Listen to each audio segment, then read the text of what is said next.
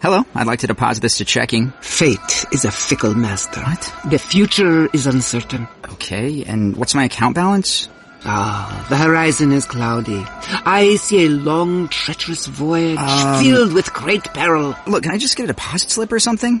A fortune bank teller. Surprising. What's not surprising? How much you could save by switching to Geico. I see a yellow-eyed serpent and a low APR. Geico. 15 minutes could save you 15% or more. Tonight on Sports Center X6, an hour ahead of Isaiah Thomas's long-awaited Cavs debut. What's the one thing that LeBron's not worried about in IT's return?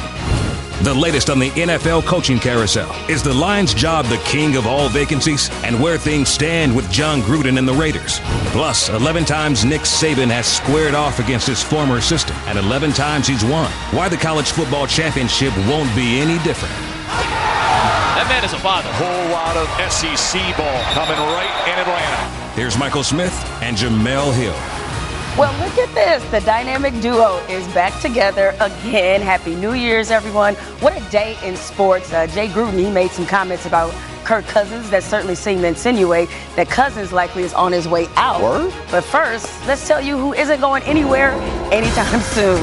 The Bengals announced that Marvin Lewis is returning as their head coach and is signed through 2019. Now, this comes after there were reports that Lewis was going to pursue other coaching opportunities. But I guess when it comes down to it, the Bengals and Lewis just can't seem to quit each other. Lewis is the NFL's second longest active tenured head coach behind only Bill Belichick, and his 125 career wins are the most in Bengals franchise history. The knock on Lewis, though, has always been his lack of postseason success, as Cincinnati is 0-7 in the playoffs during his tenure, the most losses without a win by any head coach in NFL history. And with that, we welcome in the man who knows it all, Mr. Adam Schefter. Now, Adam, you reported that Marvin Lewis was looking elsewhere, as I said a minute ago, and the sense seemed to be that his time was up there in Cincinnati. So why did the Bengals decide to stick with Lewis despite his poor playoff record?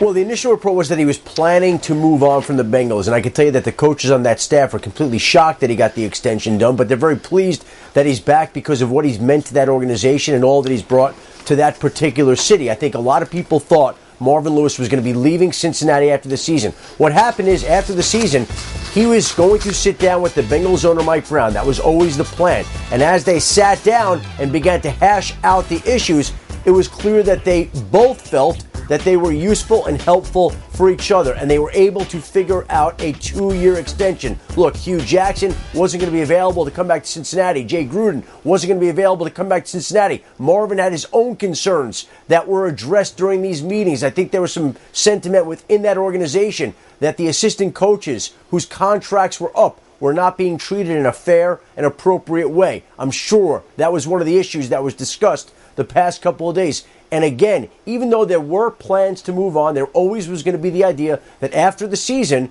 Marvin Lewis and Mike Brown would sit down to see if they could hash out any differences. And they did, and plans changed, and Marvin gets a 2-year extension. All right. Well, thank you very much for your insight, but you sit tight. Moral of the story, if you can't be with the one you love, love the one you with. So the Bengals are no longer in limbo. Let's hop aboard the NFL head coaching carousel, shall we? A reminder of which teams have vacancies at the moment. We'll discuss the most attractive of them later in the show.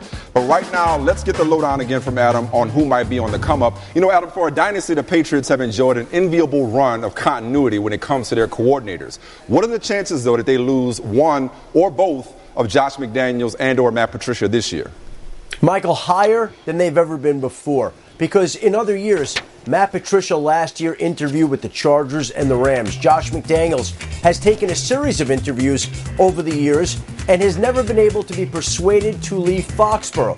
But this is the year that both coordinators look poised to leave Foxborough. Both are in demand. Both are going to have interview opportunities later this week. Both, I think, ultimately will be offered jobs somewhere.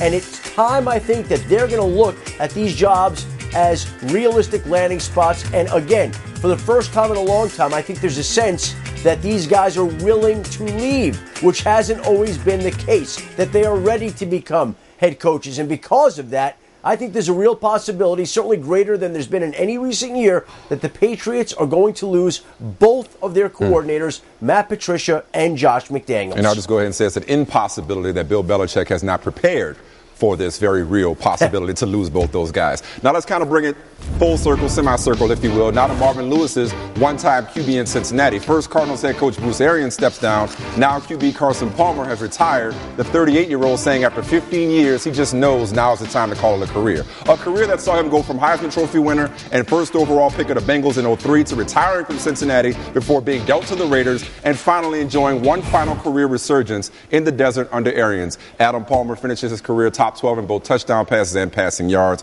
Of course, limited to 7 games this season because of a broken arm. Now, that leaves Larry Fitzgerald. Adam Arians has already said today that the next head coach will play a huge part in determining whether the future Hall of Famer comes back for a 15th season himself. What do you know about Larry Fitzgerald's plans beyond this season? Michael, I can tell you that I think the feeling within the organization on Sunday when they played their final regular season game and won in Seattle was that Bruce Arians was going to retire. Carson Palmer was going to retire. And Larry Fitzgerald was planning to come back. Now, again, those things change, but I think he has the chance to become second all-time receiver in NFL in catches. And again, I think the situation with Larry Fitzgerald is the plan, even with Bruce Arians and Carson Palmer leaving the desert this year, is for Larry Fitzgerald to play another year. I think that's the situation. Now, look, again, we've seen it before. Plans change. But the plan right now, I believe, is for Larry Fitzgerald to come back and play no matter who the head coach is, no matter who the quarterback is. Larry Fitzgerald doesn't sound as if he's ready to pack it in just yet. Doesn't look like he's done either. Whoever is the coach and quarterback, the plan better be to keep getting him the ball. 109, 107, and 109 catches in his last 3 years. So if this is it, he goes out at the top of his game. Adam Schefter, always on his game. Appreciate it, bro. Thank you, Michael.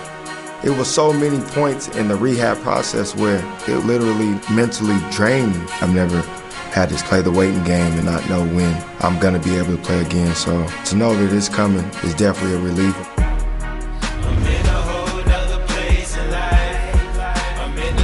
All right, after months of anticipation, that's right, IT finally will make his season debut for the Cavs tonight against Portland. Now, Thomas has been recovering from a hip injury he suffered in last season's Eastern Conference Finals before he was traded to Cleveland. Now, Thomas will come off the bench and will be on a minutes restriction. As you might imagine, this is glorious news in Cavs land. Here's Ty Lue.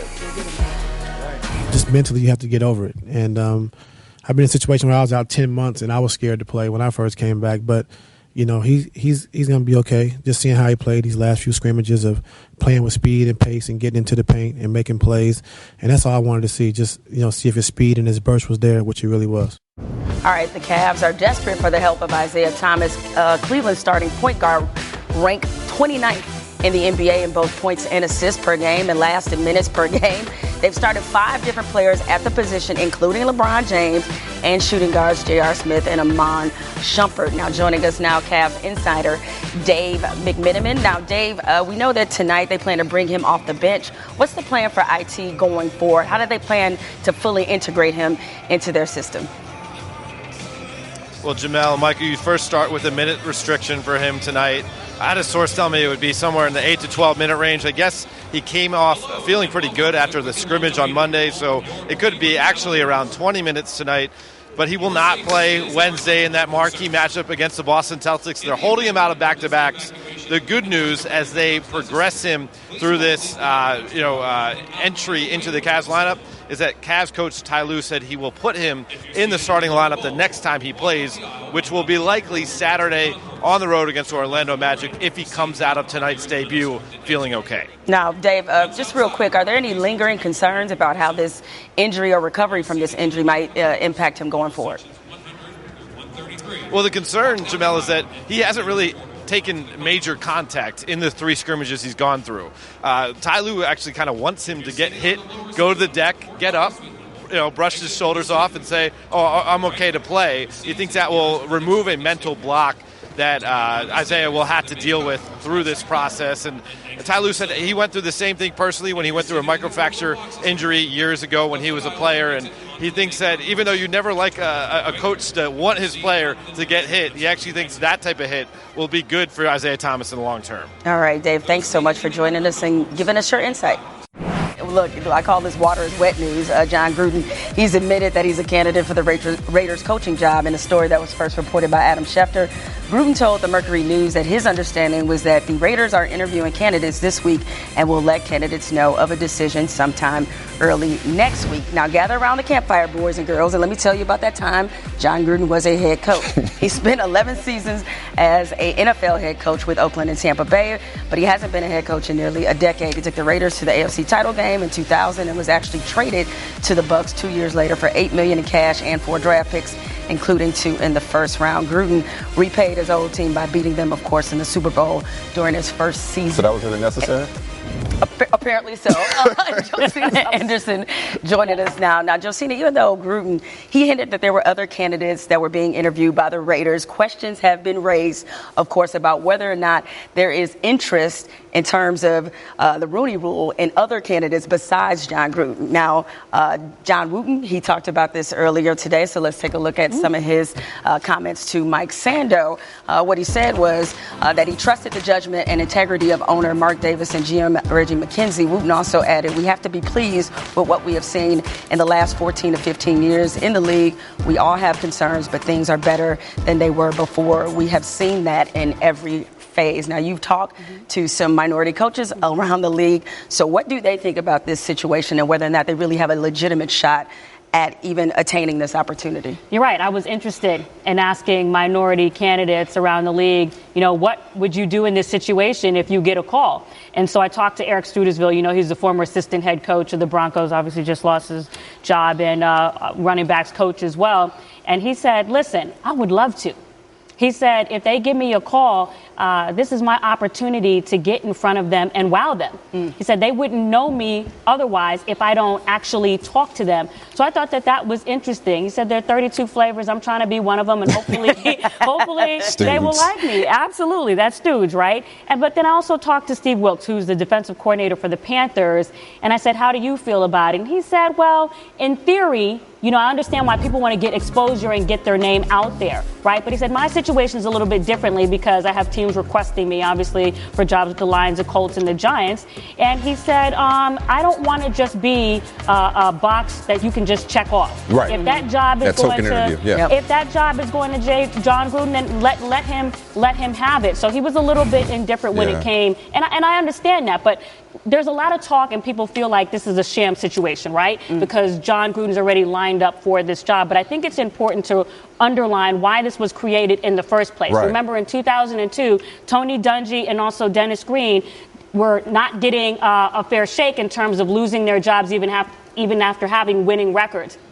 And if you remember Marvin Lewis, now you just talked about him in the last segment, he could not get a job to save his life in 2000, 2001, 2002, even though he had a top 5 defense. And it was only that he got a job once the Rooney Rule was instituted in 2003. So there are people like the Todd Bowles, like the Mike Tomlins, like the Ron Rivera's, who this has helped. The point is the process. Right. Okay, and to each his own when it comes to how you feel about it. But here's a little secret, which you know very well. All right. 9 out of 10 times, they violate the spirit of the Rooney Rule. It's all to check off the box. It's all to comply with the process. It becomes an issue when it either gets out earlier than it should or they clumsily go about it to where people are like, wait a second, why didn't you at least go through the process, give the illusion that you're going through the process, because they're not coming to this with completely open minds. You mentioned the Broncos, and it reminded me of something. Okay. So John Elway just recommitted, at least for this year, to Vance Joseph. Yeah. Correct me if I'm wrong, Joseph. If I'm not mistaken, wasn't Vance Joseph somebody that Elway interviewed before he gave the job to Kubiak?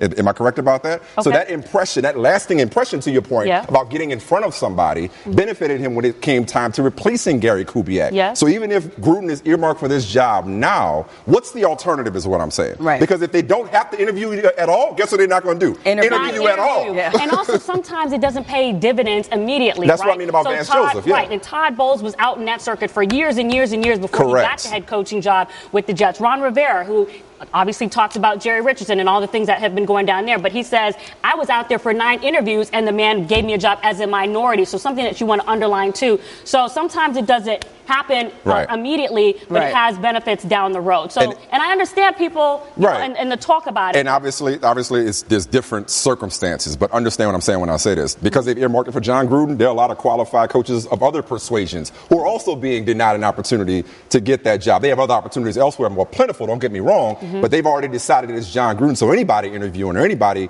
that's interested in that job, too late. It's already his. And it's not just for the head coaching. It's also for the front office opportunities They need this as well. process, though. It's not completely broken. Yes, and also you're trying to break up that rhythm of just wanting to bring in somebody that you're just comfortable with, Absolutely. that you want to, after work, or what have you. I believe that was the case with Mike Tomlin, right? That was not Pittsburgh's first choice. I think it was Ron Rivera. Well, they interviewed Ron Rivera. That satisfied the Rooney Rule. He was a defensive coordinator for 1 year with Ron, and then he got that job after just being the defensive coordinator for 1 year. Right. Yeah, and so he did make that impression, and maybe Eric Studis will do that with the Giants. You never know. All right, we'll come back to Jay Gruden in a second, but meanwhile, no vacancy in Green Bay because with Ted Thompson transitioning away from the GM position he held for 13 seasons into a senior advisor role, speculation immediately and predictably turned to the status of head coach Mike McCarthy coming off the first postseason without the Packers in 9 years. But Packers president Mark Murphy said today that Mike is his man. He's Green Bay's coach. To that end, during the regular season, the Packers extended McCarthy through the 2019 season, a move first reported by our Rob Demovsky. And that, ladies and gentlemen, that resume is why continuity is the name of the game in Green Bay. Not to mention you got a quarterback named Aaron Rodgers, who I'm sure has an affinity for Mike McCarthy. Coached the Packers for 12 seasons, compiling the NFL's third best record in that span. Rob Demovsky, I noticed the qualifying language in your lead on ESPN.com today. You said in an off-season of significant changes, the Packers should have stability at the head coaching position. Now, even though President Mark Murphy says the new GM will have say over the head coach, isn't it safe to assume and take him at his word that McCarthy isn't going anywhere? Yeah, there's no question about that, Michael, that they want Mike McCarthy to be their guy. 8 straight years in the playoffs. They missed it this year, obviously, but the circumstances, as you mentioned, about Rodgers and the collarbone. But it's also important that when you hire a general manager, that you give him the full authority to hire and fire the head coach. It's the way things have been done around here for a long time, basically ever since Ron Wolf became the general manager in 1991 and hired Mike Holmgren. That's been the recipe for success here. So it's a little bit of an unusual situation in the sense that, yes, they gave Mike McCarthy an extension so that he would not be a lame duck coach going into 2018. And part of that reason, too, is he's got to hire a defensive coordinator, Michael, after firing Dom Capers, and it's really hard to attract a quality candidate to come here if the coach is going to be gone in a year. So that all went into it. But they're going to sign a general manager, hire a general manager, whether it's someone from the inside, Elliott Wolf, Brian Gutekunst, or Russ Ball, or somebody from the outside, if they could get John Schneider or Reggie McKenzie, who used to work here and are now GMs at other places. And whoever that GM is going to have a longer contract than Coach Mike McCarthy does. They've always liked to mirror those two contracts so that they ran concurrently. But that's not going to be the case right now. So there's still, even though McCarthy has the extension, it's still going to be a little bit of a pressure on him coming this year. No question about it. Rob Demovsky from Green Bay, we appreciate it. All right, meanwhile, the other Gruden, as in Jay, also made some news today. Washington finished 7-9, and at his season-ending press conference today, let's just say Gruden didn't have the highest praise for Kirk Cousins, who just finished his second season on a franchise tag. And there is considerable speculation that Cousins will play elsewhere next season. Here's what Gruden said. Kirk had his flashes where he's really good from a consistent standpoint over the course of 16 games. You know, we're 7-9. He did some great things, threw for over 4,000 yards and 29 touchdowns, I believe. So, I think he's a very, very good quarterback without a doubt. But as far as getting us over the hump from 7-9 to winning division with all the injuries we had, I think he competed, did some good things. Jay Gruden also made some news today along with his brother. Washington finished 7-9, and at his season-ending press conference today, let's just say Gruden didn't have the highest praise for Kirk Cousins, who just finished his second season on a franchise tag, and there's considerable speculation that Cousins will play elsewhere next season. A very pointed comments from him, John Keim, and it kind of sounds like Jay Gruden could take or leave Kirk Cousins. Is that a fair assessment? Jemele, I think that's very fair, and I think for a couple reasons. One, Jay Gruden has always been a fan of Colt McCoy, so I think he feels confident what he could do in his offensive system, and Gruden believes in his offensive system. I think the biggest reason, though, Jemele, is finances. When you look at the team this year, they had a lot of injuries, but I think if you're going to pay a guy at a certain level, which they need to pay Cousins, then I think you'd want more consistent, high-level quality play, especially down the stretch. He had a couple clunker games. So while they like Cousins, the question is, if you pay him a certain amount, can you build the sort of roster around him, not just to win next year, but to sustain that winning? And I'll be honest, I think Cousins would want to know that as well, because I don't think he wants to sign somewhere where a team can't do that. But I think the finances would be a big reason why the Redskins could say, if he goes, then we're just going to build around the rest of the roster and fortify that quarterback position with strengths elsewhere. All right. Thank you, John. We appreciate you joining us.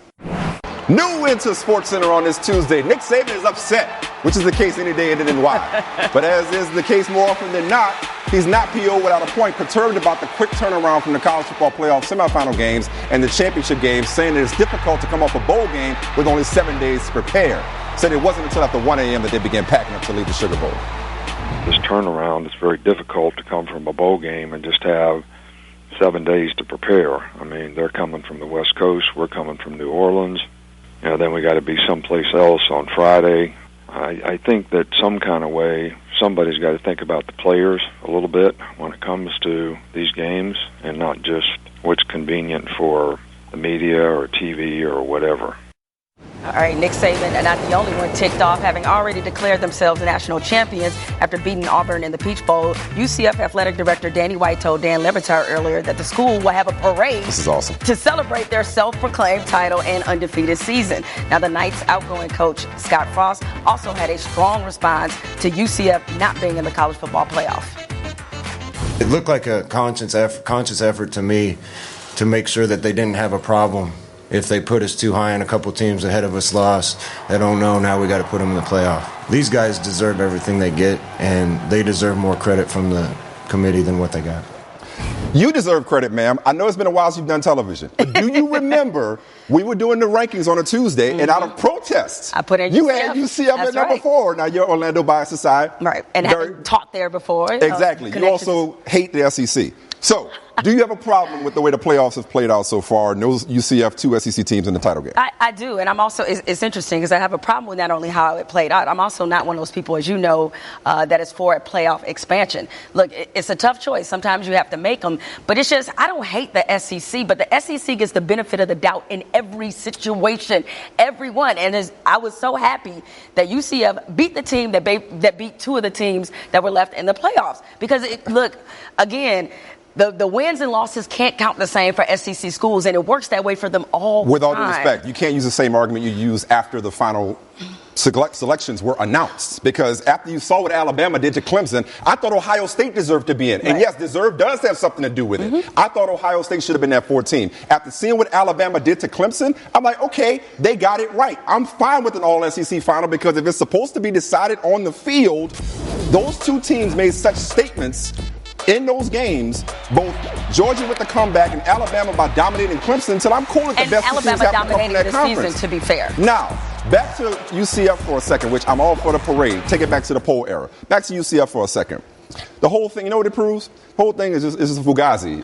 It's a fugazi. You know what a fugazi is? I've heard it goes left, goes right, goes up and down. It's fairy dust. Nobody knows anything. Least of all the committee. It goes to show that when they had UCF at 12 and in the teens all this time, that they have no idea who's good enough to beat somebody else. So this is a statement saying that no matter how far you expand, you still may not get the best teams, because once you play, who knows what can happen? And UCF, talented, well-coached, good enough to beat Auburn, does not mean that their schedule and their resume was more deserving of, say, Alabama's, because who are you leaving out? Right. That's why one other change I'd love to see in college football is stop with the preseason poll. Okay? Right. Wait Poll for position, one month of the season to play out and then do it. All right. Baker Mayfield kind of has a knack for rubbing his opponents the wrong way, and that was certainly the case in Oklahoma's stunning double overtime loss to Georgia. Now, Georgia linebacker Davin Bellamy accused Mayfield of antagonizing Georgia's wide receivers before the game, and there was some throat slash gesture as well.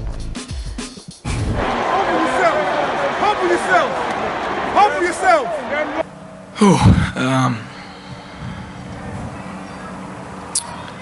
Can't believe it's over. It's been a wild ride. Do you think Baker Mayfield should take that advice and humble yourself? Well, look, I think there's something to be said for it, because you don't want to get that kind of reputation. And right now, I think while people love his edge, I certainly love his edge. I love his competitiveness. He has to figure out a way not to cross the line. And I don't know if he's figured that line out yet. Obviously, he's had some other incidents this season with the whole crotch grab and all that other stuff. So it's like, can you work on your edge up to a point? To a point. Here's where I'm not going to go.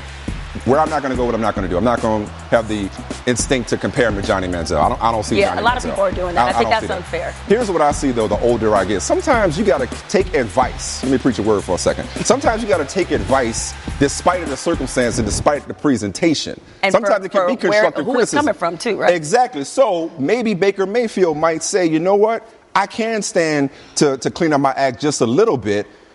Doesn't matter that it got told to me in a loss. It's no different than somebody tweeting you something that, you know what, it might have been a mean way you put it, but you might have a point. That said, when your teammates are going to midfield with your jersey, as if you passed away, when you got suspended for grabbing your crotch, like you're going to have an airbrush picture at the club later on. And, you know, for your own doing, you're not out at the coin toss. Clearly his teammates like that bravado. Clearly his teammates like his edge. They ride for him. They respond to him. And so that's something, if I'm an NFL team, if it's all about his draft stock, if I'm an NFL team, I like the way he competes. I like the way he plays. I like the way he performs. Is my man saying humble yourself when they down 31-14? No. Is he saying humble yourself if they don't win in double overtime? I doubt it. So, let so that the victor goes the spoils. Is like, don't, celebrate a little too early. Yeah. All right, getting back to this earlier story, Marvin Lewis is returning as the Bengals head coach. The Bengals announced that they have signed Lewis through 2019. Now, he has been with Cincy for 16 seasons, only 7 of which included the playoffs, but he is the winningest coach in Bengals history. Bit of an odd development because everybody thought it's Mike Brown. Not really. All right, as you see there, second longest active tenured head coach, only behind Belichick, and as I mentioned, most wins in Bengals franchise history. You see what that playoff resume looks like too, but this is surprising. I know you said it's Mike Brown, and I know the Bengals and their history with Marvin Lewis, but this is really surprising. It's surprising because you got your mind set on Marvin being up out of there, right? You kind of were led to believe that this was going to be it. But how do you look at the way they finished the season, putting Buffalo in the playoffs by beating Baltimore? You can't say he's lost the team. Right. You can't say they don't respond to him. Now, the playoff record is what it is. I'm not here to make excuses for it. But remember what that franchise was before Marvin Lewis got there. And all of these teams nowadays are making change for change's sake. And unless you can definitively point to proof, I'm not saying mistakes he didn't make, but definitively point to proof that the reason for their playoff shortcomings rests with Marvin Lewis and his inability to coach in playoff games as opposed to regular season games, then why not stay the course with somebody? It's a long time. There's one thing between. I didn't say it had to be a short course. No. Because you know what they say. If you keep doing what you're doing, you keep getting what you're getting. Yeah, that's the definition of insanity. Right. And it's like sometimes, even if a coach is good, that's covering the NFL as long as you did, is that sometimes the message, not that you lose the players, but something. It gets stale. And you just need fresh blood, new ideas, different people, something else. At some point, I'm not saying that Marvin Lewis is the reason why they haven't had more playoff success. He got them to a certain point of respectability. But maybe they need somebody else to get them. But who's that somebody is my point. Unless you're telling me that the alternative is about to walk through that door and you got them all paid. Unless you're the Raiders and you then get John Gruden and you're going to let go of Jack Del Rio, who you just gave an extension to, more of these owners should stay the course. I'm actually pleasantly surprised at the fact that the Bucs kept Dirk Cutter, that the Browns at 1-31 are like, you know what? We haven't been completely fair with Hugh Jackson and the players we've given him. You could argue that. Bill O'Brien staying in Houston, Todd Bowles, Vance Joseph. Sometimes if you believed in the guy to begin with, I know we're talking about 15 years of Marvin Lewis. That's a long time. But if you believed in the guy to begin with, don't let the results cloud your judgment of him and say, you know what? If things go differently, I'm not saying they don't matter. I'm not saying they don't matter. But tell me what the alternative is before you tell me we're making a change. How do you know if you never look for it? Right? You got to determine that he's the problem first. Am I speaking to your soul right now? No. You got to determine that he's the problem first. Well, he's not the solution. Oh, that's okay. for sure. I'll let you have that. Meanwhile, there was this interesting piece on ESPN.com ranking the best head coach openings in the league. They got it right. And I was really shocked that the Lions were one. It's like a small quibble, but I probably would have put the Raiders job first. Matt Stafford. You got a question mark about Andrew Luck. Raiders is taken. Give me Matt Stafford. Still got a lot of good years ahead of him. I think the Giants should have been hired too. All right, in case you missed it, Isaiah Thomas will make his season debut with the Cavs tonight against the Trailblazers. He's been out recovering from a hip injury. Nevertheless, the Cavs, they'll start him off the bench tonight, but here's more from LeBron on how they plan to integrate him. don't know until we get out there and know what he loves to do. I watched a lot of film on him. I obviously played against him, a lot over the last couple of years, so I know what he's good at, and know what he does best. So, it's very important for myself and us to see how he could be best for our team. He looked a little out of rhythm, obviously. The man hasn't played the game in 7 months. I think anybody would be out of rhythm no matter what you're doing in life. If you took 7 months off of doing what you do best. We expect him to be gassed. We expect him to, just be very emotional about the whole, his journey, just getting back. So, but as far as performance, we can. That's the last thing that we're thinking about right now. Oh, I'm so excited for this national title game. I'm also excited. No, you're not. You hate the SEC. I'm sorry.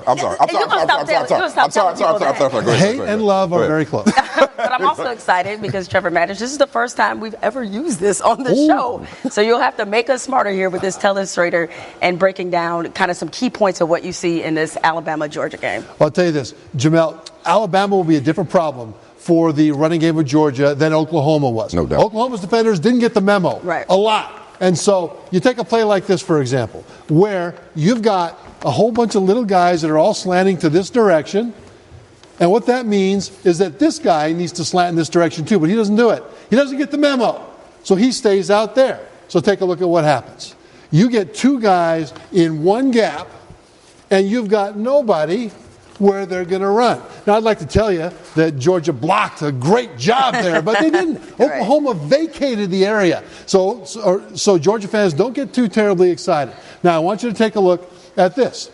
Once again, Oklahoma doesn't get the memo. Quarterback Jake Fromm sees something, so he changes the play. But whatever did he see? Well, let's take a look at it from his perspective, and we'll see what he sees. He sees Oklahoma missing the memo. Now, if this guy comes up and fills that area, this guy should stay on this side. But that's not what happens. What happens is this guy drops, this guy fills on this side, so he should go over there, right? He doesn't. He stays here. And what ends up happening? The same thing. They don't stand in the right spot. They don't look at the right guy. And what we end up with... a seal here and a seal here. That's right. And it's just, this is what Oklahoma did for Georgia. And Georgia fans, they ran really well against Oklahoma, but they'll have a different experience against the Tide. Especially now that Alabama, the defense is fully healthy. Those linebackers look great, so we know it's going to be a really tough matchup. Thank you so much for joining us and for breaking us in here on this telestrator. We appreciate it. You're very welcome. Thank you. It's fun. Hey, you know what would be fun? A Browns parade for going defeated. 0-16, they're having a parade Saturday at First Energy Stadium. If I wasn't busy, I would go. No, you would not go. No, because I think you got to celebrate yourself. UCF doing it. Go ahead, celebrate joining the Lions in infamy. What else they got to celebrate right now besides LeBron? Like, who wants to celebrate being sorry? Celebrate having 1-4. Maybe they should take 2 quarterbacks. Just make sure they get it right. I don't know. Celebrate the draft. Meanwhile, with Isaiah Thomas returning tonight, he found some time to beef with a Celtics fan on Twitter. The fan called out the dude. Yes, the dude. He called out IT for having a huge ego for turning down a tribute video when he returns to Boston Wednesday. Instead, the team will save it for a later date when he actually plays. Now, he wanted to do it this way, IT, so his family and friends could be there. Right, on February 11th. Yes. Makes total sense. But people will invent ways. It's like Overboard. Like Kurt Russell told Goldie Hawn in Overboard, you so bored you invent things to complain about. It's like he didn't want a video when he wasn't going to be playing in back-to-backs. Can he not have this moment given what he gave to the organization? You would people find reasons to complain. Yeah, I'm not complaining about that picture with the caption. Peanut butter and jelly with a juice box. Got a nice ring to it. Happy New Year. Capri Sun. Yeah, he's going to be great. Yes. Maybe not tonight, off the bat, but he's going to be great. This was not great. Justice for Jews. Shemeza Metu received a half-game suspension, stripped of his captaincy after going below the belt on Washington State's Carter Skaggs while attempting the shot. Half game, he should have 2 halves. One. I don't know why you would say 2. Okay. Yes, there's no place for that. He's apologized. Y'all know how I feel about this. Right. Nice to see justice. Where's the justice? Come on, man. All right, check this out. So Canada and Switzerland battled it out in the quarterfinals of the World Junior Championship earlier today. But first, let's flash back to Sunday when Swiss coach Christian Wallin spoke to the media about his team's chances. Canada in the quarterfinals, what sort of game are you expecting there? Like a Canada team who dominates us again. and we try to hold against. What did you learn about them in the pre-tournament game you played? Learn that we are far away from them still. They're faster, they're bigger, they're stronger, they can shoot better, they can pass better, they can do everything better. So is this what you'll tell your team? Like, what do you say to your team? Exactly that. Want to hear that guy's pregame speech? Keep it real. Right. By the way, Canada won 8-2, so he wasn't far off. Anyway, speaking of losing, this has got to be one of the worst ways one could ever lose, I think, in life, not just on Jeopardy. But for now, let us show you this, number one. A song by Coolio from Dangerous Minds goes back in time to become a 1667 John Milton classic. Nick. What is Gangster's Paradise Lost? Yes. And Lisa, I was about to say you have enough money to take the lead away from Nick, but you don't even have to respond to take the lead away from Nick because our judges have reevaluated one of your responses a few moments ago, Nick. You said gangsters instead of gangstas on that song by Coolio. So we take $3,200 away from you, so you are now in second place. So this has been a big deal. Jeopardy released a statement explaining it. When did Al Riveron become a judge? Because you got to let that slide. Right. Like, does that guy, do you think he says gangster? Do you think that guy does not pronounce every syllable, every word? He meant Gangster's Paradise. Come on, man. No, you can't. I'm sorry. I didn't know they had like a replay center for Jeopardy. Like, who knew this? That was ridiculous. And he didn't Alex survive Trebek, his pronunciation? He took so much pride in telling him that. As in, you lose, and here's why. They're taking pride in DeMar DeRozan in Toronto. Franchise record, 52 points. Think about that. Franchise record, 52 points. Don't forget the 8 assists. First player to ever score 50 on New Year's. Well, actually, it's been beyond a great day for 49ers fans. It's been like a great month. And very encouraged by the fact that 49ers GM John Lynch said today that he wants Garoppolo, our new savior, to be with the organization a long time. So Jimmy G, I've already fitted him for a Hall of Fame jacket, so it's all good. It's a good day anytime you got a quarterback. Hey, let me be the latest to shout out Bills fans. We have a lot of fun with them. But how cool is it of them to give over $100,000 in counting to Andy Dalton's foundation after Dalton and the Bengals put the Bills in the playoffs for the first time since '99? Can't wait to see them this entire weekend, what they're going to do pregame for the playoff game they're not even hosting, but that's okay. Right. On the heels of everybody giving it to Ty Gurley's foundation for the fantasy championships, he delivers. So shout out to you, the fan, for being so generous. That's it for the 6. Big Ten College Hoops action is next. Wisconsin playing host to Indiana. We will see y'all tomorrow. No more vacation anytime soon? All right, done. cool.